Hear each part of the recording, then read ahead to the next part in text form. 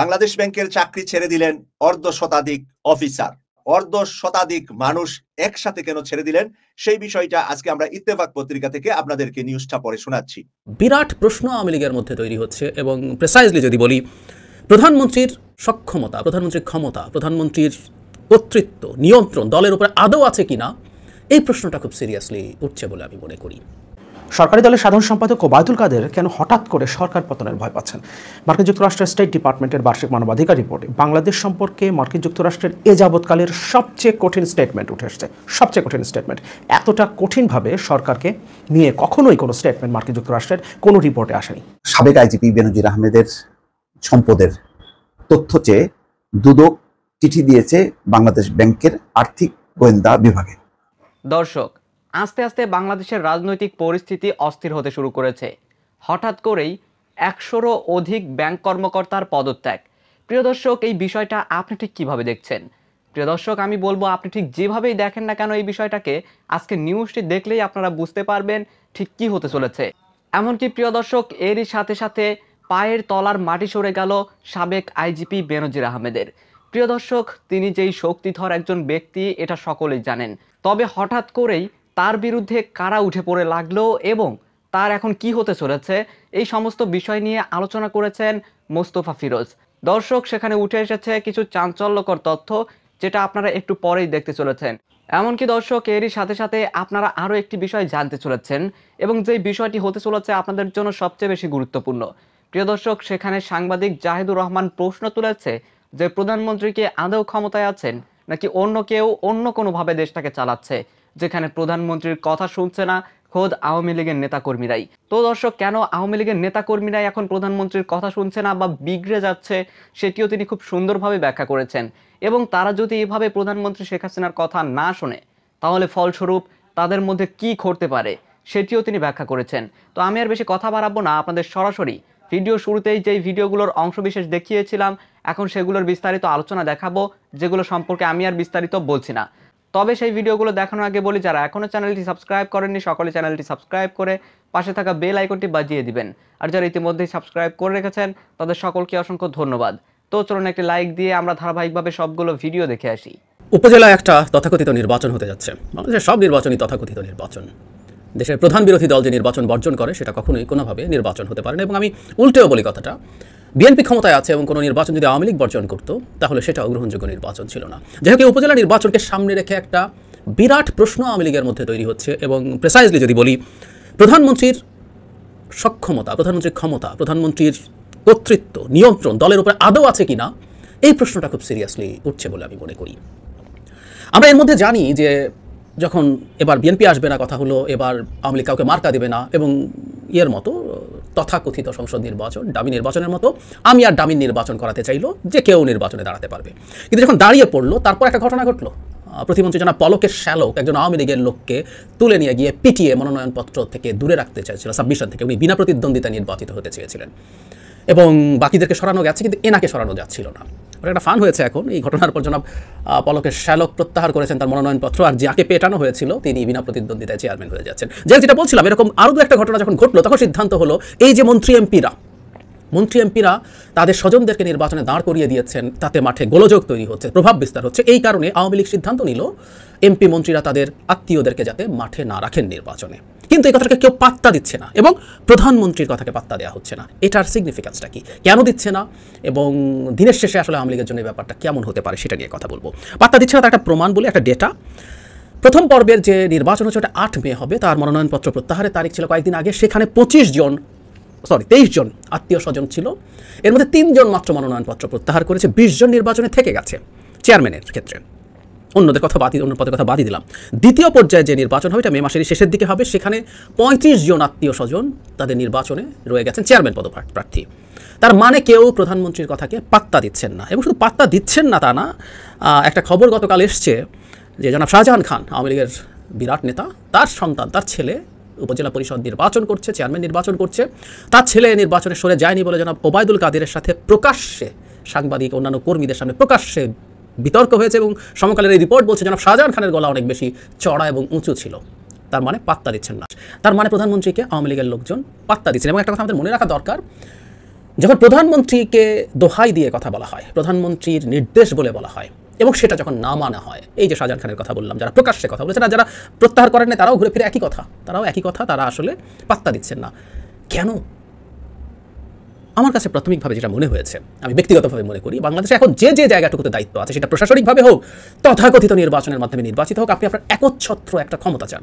ধরুন একজন ডিসি, উনি চান জেলার একজন প্রধানমন্ত্রী হয়ে যেতে, সোজা সাপটা ইউএনও চান উপজেলার প্রধানমন্ত্রী হয়ে যেতে। আবার তথাকথিত নির্বাচনে যারা নির্বাচিত এমপি যিনি আছেন, তিনি চান তার এলাকার উনি সর্বেসর্বা, উনি ওনার কনস্টিটিউয়েন্সির প্রধানমন্ত্রী হবেন। এখন সমস্যাটা যেটা দাঁড়িয়েছিল, এর মধ্যে শুধু পাওয়ারের প্রশ্ন না, বিরাট টাকা খাওয়াখাওয়ির ব্যাপার আছে। প্রতি মেয়াদে হাজার হাজার কোটি টাকা স্থানীয় সরকারগুলোর ক্ষেত্রে আসে, যেখানে আইনগতভাবেই উপজেলা পরিষদ আইন অনুযায়ী ওখানে উপদেষ্টা হিসাবে থাকেন এমপি। আর যদি আপনি ওটাকে ভিন্ন দিকের কেউ আসে, তার সাথে আপনার এক ধরনের আন্ডারস্ট্যান্ডিং করতে হয়, সে আপনার দিকে থাকে কিনা। তার চেয়েও জরুরি প্রশ্ন, উপজেলা চেয়ারম্যান কোনো একদিন আপনার এমপিত্বের চ্যালেঞ্জার হয়ে উঠতে পারে। সুতরাং আপনার মধ্যে নানান রকম হিসাব নিকাশ থাকে, এবং আপনি চিন্তা করেন সবচেয়ে ভালো হচ্ছে এখানে নিজের সন্তান, নিজের ভাই, নিজের বোন, দুলাভাই নির্বাচন করছে কেউ, এদেরকে দিয়ে আপনি করিয়ে নেন।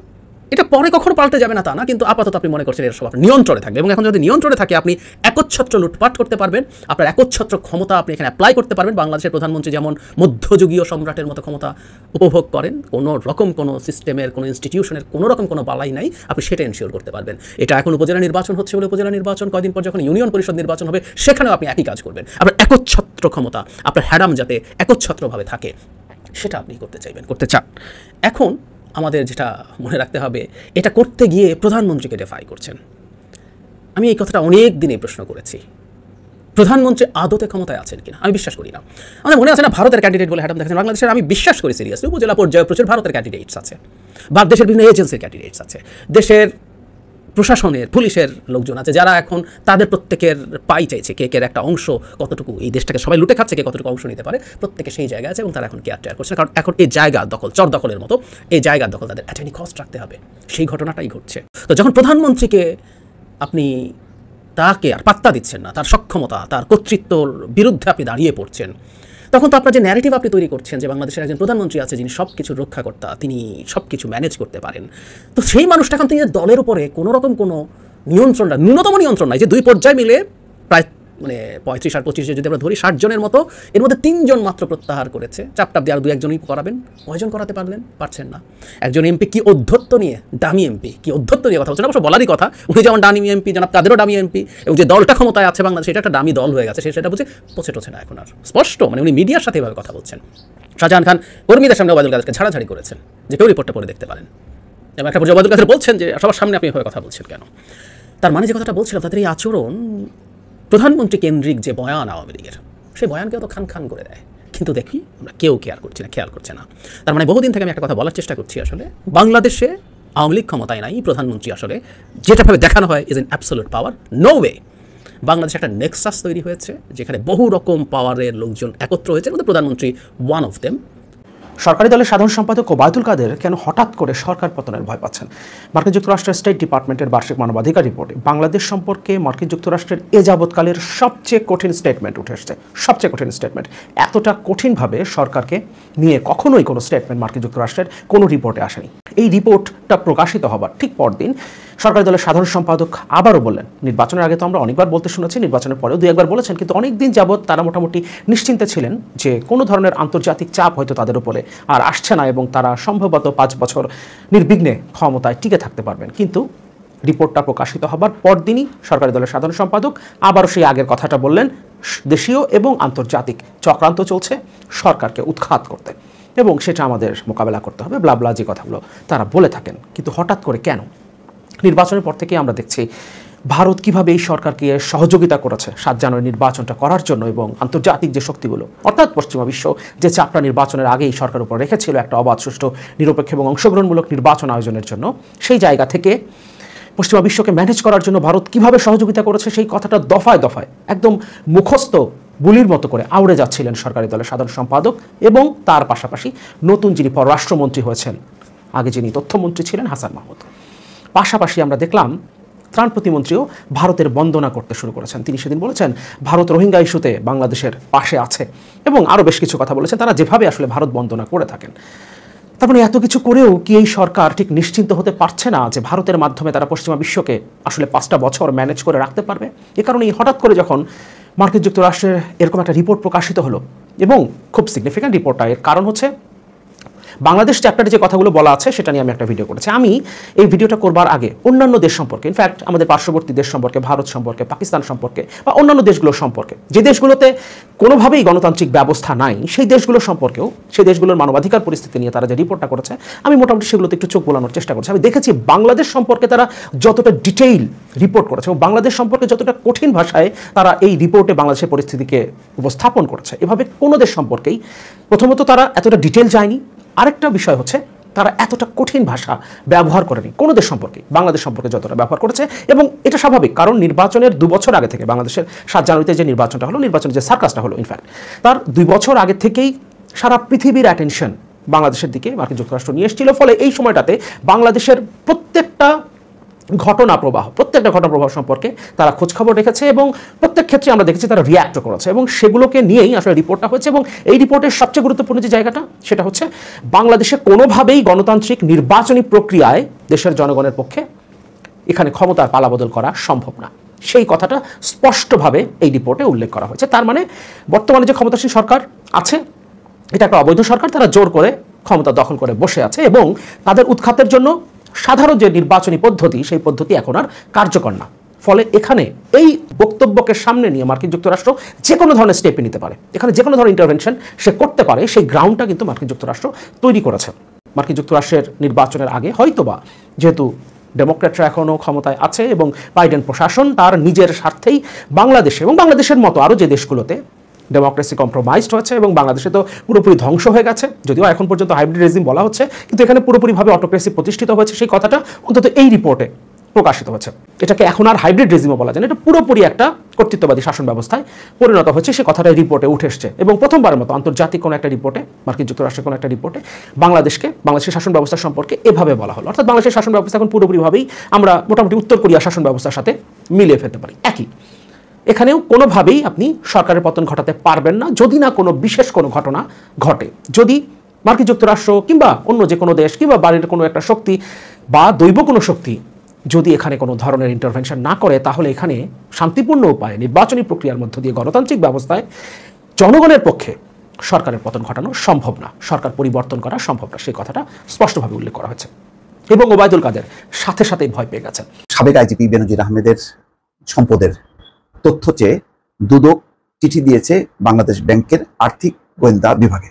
বাংলাদেশ ব্যাংক যাতে তার সমস্ত হিসাব বিকাশ, যত অ্যাকাউন্ট আছে তার বিপরীতে কি কি আছে, এটি কতটুক সঠিক, কতটুক বেঠিক, বা তাদের প্রতিবেদনটা কি বলে, এগুলি যথাযথ কিনা বেনজির আহমেদ এবং তার পরিবারের। কেননা বেনজির আহমেদের বিষয়টা শুধু বেনজির আহমেদ না, তার পরিবার সহ, যেহেতু তিনি বলছেন যে তার যত সম্পদ, ব্যবসা বাণিজ্য সবই হচ্ছে তার পরিবার লিড করে এবং তার পরিবারের হচ্ছে ব্যবসা করার সাংবিধানিক অধিকার আছে।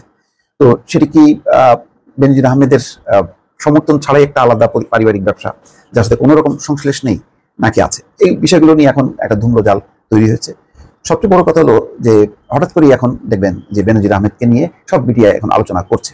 এর আগে পর্যন্ত যখন নাকি প্রথম কালের কণ্ঠ গত 31শে মার্চ সম্ভবত যখন প্রতিবেদন প্রকাশ করে, তখন রীতিমতো একটা চাঞ্চল্য তৈরি হয়েছিল এবং এটা নিয়ে গণমাধ্যমগুলো চুপসে গিয়েছিল। তারা বুঝে উঠতে পারছিল না যে এই বিষয়গুলো ফোকাস করা ঠিক হবে কিনা।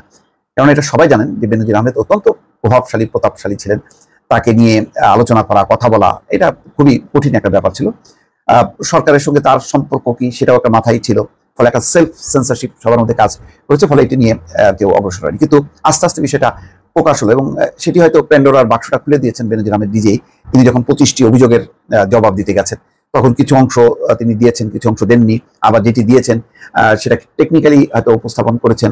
অর্থাৎ এখানে একটা রাগ ঢাক আছে বলে অনেকে মনে করছেন। যাই হোক, শেষ পর্যন্ত যখন নাকি ব্যারিস্টার সুমন এগিয়ে আসলো এবং তিনি দুদকে চিঠি দিলেন এবং বললেন যে বড় কিছু জিনিস দেখলেই দুদক কেন জানি চুপ হয়ে যায়, কেন কথা বলে না। এখানে হচ্ছে প্রধানমন্ত্রী শেখ হাসিনা যেখানে বলেছেন যে দুর্নীতির ব্যাপারে 0 টলারেন্স, সেখানে কেন কেউ কথা বলে না। সবচেয়ে বড় কথা এই কথাটা খুবই ছিল যে বড় কিছু দেখলেই দুদক চুপ হয়ে যায়, আর দুদককে মানে ঠেলতে হয়, মানে চাবি না দেওয়া পর্যন্ত স্টার্ট নিতে চায় না। এরকম কথাবার্তাগুলো দুদকও প্রতিষ্ঠান হিসেবে তখন প্রশ্নবিদ্ধ হয়। যার দুদক সেখানে তারা 3 সদস্যের একটা কমিটি করেছে। এখন তারা চিঠি দিচ্ছে বাংলাদেশ ব্যাংকের আর্থিক গোয়েন্দা বিভাগে সম্পদের তথ্য চেয়ে বা ব্যাংক হিসাব নিকাশের তথ্য চেয়ে। তো এখন প্রতিটা পদক্ষেপে আস্তে আস্তে সামনে আসবে। এখন আর লুকোনোর কিছু নেই। এখন প্রশ্ন হলো যে বেনজির আহমেদের ব্যাপারে আসলে সরকারের দৃষ্টিভঙ্গি কি? সরকার কি এটাকে এখন মানে বিপদ আপদ হয়ে গেল কিনা বেনজির আহমেদের ব্যাপার? যেহেতু বেনজির আহমেদ এখন পুলিশের কোনো দায়িত্বে নেই, তারপরেও তিনি বিশেষ নিরাপত্তা পান, বিশেষ সুবিধা পান অন্যদের তুলনায়, এবং তিনি যে একেবারে বিতর্কের ঊর্ধ্বে তাও নন। পুলিশের মধ্যেও তার ডিভিশন আছে, তার যে একচ্ছত্র ক্ষমতার কারণে নানা রকম গ্রুপিং আছে, ফলে পুলিশেরও একটা নেগেটিভ দৃষ্টিভঙ্গি আছে হয়তো। আবার সরকারও মনে করছে যে মানে এই দায় কেন নেবে, এটা তো একেবারে সরকারের ঘাড়ের উপর পড়ে। যেখানে গোপালগঞ্জে সাভানা রিসোর্ট নামে বিশাল এলাকা এমন করেছে যে গোপালগঞ্জের এখন যদি হিসাব করা হয় যে সবচেয়ে শীর্ষ ধনীকে হয়তো বেনজির আহমেদের নাম বা তার পরিবারের নামটাই আসবে। তো এরকম একটা ঘটনা একেবারে সরাসরি মানে ক্ষমতার শীর্ষে যিনি আছেন প্রধানমন্ত্রীকে স্পর্শ করে। সুতরাং প্রধানমন্ত্রীও চাইবেন না যে এই দায় নিতে। তিনি কোনো সিটিং এখন কোনো আইজিপিও নন, আবার মার্কিন যুক্তরাষ্ট্রের নিষেধাজ্ঞা পাওয়া তিনি ব্যক্তি। বাংলাদেশ ব্যাংকের চাকরি ছেড়ে দিলেন অর্ধ শতাধিক অফিসার। প্রিয় দর্শক, কেন বাংলাদেশ ব্যাংকের মতো সোনার হরিণ যে চাকরিটাকে বলা হয়, সেই বাংলাদেশ ব্যাংকের চাকরি প্রায় অর্ধ শতাধিক মানুষ একসাথে কেন ছেড়ে দিলেন, সেই বিষয়টা আজকে আমরা ইত্তেফাক পত্রিকা থেকে আপনাদেরকে নিউজটা পড়ে শোনাচ্ছি। ইত্তেফাকে যা হেডলাইন করেছে, বাংলাদেশ ব্যাংকের চাকরি ছাড়লেন অর্ধ শতাধিক কর্মকর্তা। বাংলাদেশ ব্যাংকের চাকরি ছেড়ে দিয়েছেন প্রতিষ্ঠানের 57 জন কর্মকর্তা। বাংলাদেশ সিভিল সার্ভিস সহ বিসিএস এর অন্য চাকরি যোগ দেওয়ার জন্য কেন্দ্রীয় ব্যাংকের চাকরি ছেড়েছেন তারা। এখানে বলেছেন যে বিসিএস এর তারা অন্য জায়গায় অন্য স্থানে চাকরি করার জন্য বাংলাদেশ ব্যাংকের চাকরি ছেড়ে দিয়েছেন। তাহলে বাংলাদেশি ব্যাংকের চাকরির চাইতে উপরে আর কি চাকরি আছে যেটা পাওয়ার জন্য তারা ছেড়ে দিয়েছেন? নাকি তারা বাংলাদেশ ব্যাংকের ডে বাই ডে দুর্নীতি এবং বিভিন্ন কিছুতে জড়িয়ে যাওয়ার কারণে ম্যানিলার জোয়ার করে বাংলাদেশ ব্যাংকের টাকা পাওয়ার এই সমস্ত কাহিনীগুলা যখন সামনে আসছে, ডে বাই ডে এই ধরনের অফিসাররা হয়তো বা ফেসে যেতে পারেন। তারা হয়তো বা ভবিষ্যতে সরকার পরিবর্তন হলে তাদেরও জেল জুলুম বা তাদের উপরে আইনি ব্যবস্থা নেওয়া হতে পারে। সেই জায়গা থেকে তারা এখনই বুদ্ধিমত্তার সাথে চাকরিটা ছেড়ে দিয়ে অন্যত্র গিয়ে নিজের গা লুকানোর জন্য চেষ্টা করছেন কিনা, সেই বিষয়টাও বিবেচনার বিষয় বলে আমি মনে করছি। প্রিয় দর্শক, এখানে যা লেখছে, পদত্যাগকারীদের মধ্যে রয়েছেন একজন উপপরিচালক আছে ও একজন অফিসার, বাকি 55 জন সহকারী পরিচালক। তাদের মধ্যে 48 জনের পদত্যাগ কার্যকর হবে আজ বৃহস্পতিবার 25 এপ্রিল। এছাড়া গত 31 মার্চ ও 15-16 এপ্রিল একজন করে, 18 এপ্রিল 2 জন এবং 21 এপ্রিল 4 জনের পদত্যাগ কার্যকর হয়ে গেছে অলরেডি। চাকরি ছেড়েছে যারা, এসব কর্মকর্তা বেশিরভাগই কেন্দ্রীয় ব্যাংকের প্রধান কার্যালয়ের বিভিন্ন বিভাগে কর্মরত ছিলেন। এছাড়া খুলনা বরিশাল অফিসে 3 জন করে, সিলেট অফিসে 2 জন, মতিঝিল, চট্টগ্রাম, রংপুর অফিসে 1 জন করে কর্মকর্তা ছিলেন। এ সময় বিসিএস পাবলিক বিশ্ববিদ্যালয়ের শিক্ষকতার মতো চাকরি ছেড়ে অনেকে কেন্দ্রীয় ব্যাংকে আসতেন, কিন্তু এখন হয়েছে উল্টো। এক সময় তারা প্রাইভেট বিশ্ববিদ্যালয়ের শিক্ষকতা ছেড়ে প্রফেসর হিসাবে যারা পদোন্নতি পেতেন, সেই জায়গায় না গিয়ে তারা বাংলাদেশ ব্যাংকে চাকরির জন্য আসতেন। মানুষ হুমড়ি খেয়ে পড়তেন বাংলাদেশ ব্যাংকের একটা চাকরির জন্য, আর সেই চাকরি ছেড়ে দিয়ে অন্যত্র যাচ্ছে। তার মানে বিষয়টা এখন উল্টো বলে মনে করছেন বিশেষজ্ঞদের মধ্যে। কেন্দ্রীয় ব্যাংকের সাহিত্য শাসনের ঘাটতি, হতাশা, চাকরির সুযোগ সুবিধা কমে আসার কারণে কেন্দ্রীয় ব্যাংকের চাকরি ছেড়ে দেওয়ার প্রবণতা বাড়ছে বলে মনে করছে কেউ কেউ। প্রিয় দর্শক, বিশেষজ্ঞদের মতে যেই মতটা এসেছে যে বাংলাদেশ ব্যাংকের চাইতে অন্যত্র সুযোগ সুবিধা বেশি, এই কথাটা আমি একমত নয়। কারণ বিশেষজ্ঞের ভিতরও ভাগ আছে, কিন্তু এক ভাগ বিশেষজ্ঞ সরকারের গোলামি করে, আরেক ভাগ বিশেষজ্ঞ সরকারের প্রতিবাদ করে জেল জুলুম খাটে। তাই আমরা জেল জুলুম খাটা সেই বিশেষজ্ঞদেরকে শ্রদ্ধা করি, কারণ যারা সত্যকে বলার জন্য নিজের জীবনকে পর্যন্ত উৎসর্গ করে দেয়। তাই সেখানে বিশেষজ্ঞরা কেউ কেউ বাংলাদেশ সরকারকে বাঁচানোর জন্য, কারণ এই নিউজটা আন্তর্জাতিক অঙ্গনে যখন ছড়িয়ে যাবে যে বাংলাদেশ ব্যাংক যে কোনো দেশের রাষ্ট্রের সর্বোচ্চ ব্যাংক, যে ব্যাংক থেকে রাষ্ট্র পরিচালনা হয়, সরকার লোন নিতে হয়, যেই ব্যাংক থেকে প্রত্যেকটা ব্যাংক দায়বদ্ধ, যেই ব্যাংক থেকে লোন নিয়ে অন্যান্য ব্যাংক চলবে, যেই ব্যাংকের নির্দেশনা বাংলাদেশের প্রতিটা ব্যাংকের দরজা খুলে আর বন্ধ হয়, সেই ব্যাংক থেকে চাকরি ছেড়ে পালিয়ে যাচ্ছেন মানুষ, সেটা কোনো ভালো লক্ষণ, উন্নয়নের লক্ষণ, অগ্রগতির লক্ষণ, সম্মানের লক্ষণ নয় রাষ্ট্রের জন্য। তাই রাষ্ট্রকে বাঁচানোর জন্য, লজ্জা থেকে নিবারণের জন্য কিছু কিছু বুদ্ধিজীবী সরকারের গোলামি যারা করেন, রাতের আধারে যারা সরকারের উপঢৌকন খান, তারা আবার সরকারকে বাঁচানোর জন্য এখানে সরকারের পক্ষে কিছু কথাও কিন্তু এসেছে ইত্তেফাকে। প্রিয় দর্শক, আমি আশা করছি আপনারা সকলেই অত্যন্ত মনোযোগ সহকারে সবগুলো ভিডিওই দেখেছেন। এমনকি এই ভিডিওগুলো সম্পর্কে আপনাদের যদি কোনো মতামত থেকে থাকে তাহলে তা অবশ্যই জানাবেন। দর্শক, ঠিক সেই সাথে আপনি ঠিক কোন জায়গা থেকে আজকের এই নিউজটি দেখেছেন সেটিও জানাবেন। প্রিয় দর্শক, নিউজটি শেষ করছি এখানেই, ফিরছি পরবর্তী নিউজে নতুন কোনো টপিকে। আল্লাহ হাফেজ।